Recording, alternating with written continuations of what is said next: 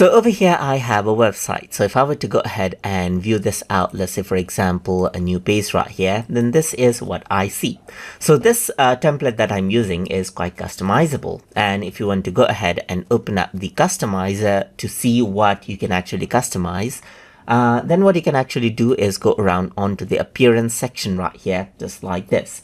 So once you go around onto appearance, you can see that customize is an option right here. And once you open up the customize, you can see that the customizer actually opens up. So depending on the theme that you're using, you may get different sort of options right here. But for this one, you can see that you get the site identity right here, just like this. You can go around and see the menus right here, just like this. And you can see the homepage settings around over here, just like this as well.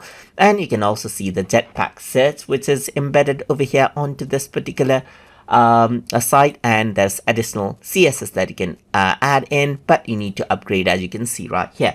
And this is what the customizer is, and in the next few videos we're going to see how we can work around with the customizer right here to add in more elements and then change out our site look to the way we want. So I hope you guys learned something as always, and as always, please like, comment, share and subscribe.